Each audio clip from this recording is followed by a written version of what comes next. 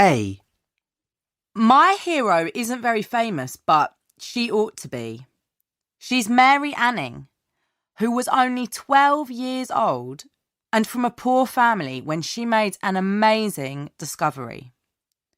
She found the first dinosaur skeleton, that of an ichthyosaur, on the cliffs of Lyme Regis in the south of England. That was in 1811. And until then, people had thought that it was impossible for an animal to become extinct. Because she was a woman and didn't have enough money for a proper education, she wasn't able to take part properly in the scientific community of the time. But she read as much scientific literature as she could and continued to search for fossils, often risking her own life to get them by climbing dangerous cliffs. She once nearly died in a landslide which killed her dog. Although she didn't write famous books about fossils, her contribution to paleontology, the study of fossils, is said to be enormous.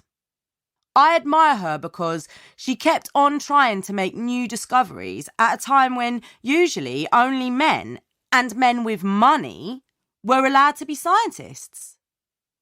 After her death, the writer Charles Dickens said that the carpenter's daughter has won a name for herself and has deserved to win it. B. My hero is Kailash Satyarthi, who has been campaigning against child slavery for years.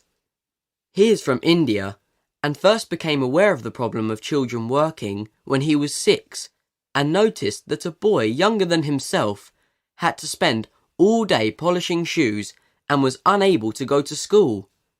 When he was 11, he began to collect money to help buy textbooks for other children, and when he was 26, he gave up his job as an electrical engineer to fight child slavery in India by doing things like raiding factories where children were forced to work, making rugs or glass bottles. He introduced a program first called Rugmark, now known as Goodweave, which puts tags on child labour-free rugs made in factories. He has saved many thousands of children, over 80,000, from a terrible life of enforced labour in South Asia, and helped them to get an education. He has often been physically attacked for helping children, for example for trying to free Nepalese children forced to work in a circus. He regularly risks his life to fight injustice. 2 of his colleagues have been murdered. I believe that the best thing he has done is to change how people think about child slavery and to make it an international issue.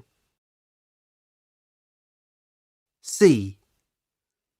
I'm really interested in ecology, and my hero, or heroine, is Rachel Carson, because she first got people thinking about the way we humans are causing permanent damage to the Earth's ecosystems. She began as a biologist, specializing in writing about the sea, but she gradually became aware of the danger of using pesticides like DDT and the way they can harm the whole of the food chain, from the worm to humans. She wrote her classic book Silent Spring in 1962 to explain this to the general public, to explain how humans and nature are interdependent. The title of Silent Spring refers to the fact that one day all the birds might be dead, so they won't be able to sing in the springtime. The agricultural and chemical industries reacted very badly to the book and said she was unprofessional. But further research by other scientists proved that she was right about the dangers of chemicals used to kill insects. Nowadays, there is a growing movement for organic food production, but unfortunately, things in general are still getting worse rather than better. We still need to read Rachel Carson's book and think about its message. D. My choice of hero isn't very original, I'm afraid. but he's the person I would most like to have met. John Lennon. He died a long time before I was born, and his most famous songs were written long before that. But when I listen to his music, I really feel as if he's speaking to me personally. I love the whole range of the Beatles' music, from the early pop songs to the very experimental music at the end of their time as a group. John Lennon was the most innovative writer in the Beatles, and he continued to create exciting music when he left and went solo. But although I love his music, what I admire about him is his dedication to universal peace. It's amazing that the song Imagine, written in 1971, is still incredibly popular after all this time.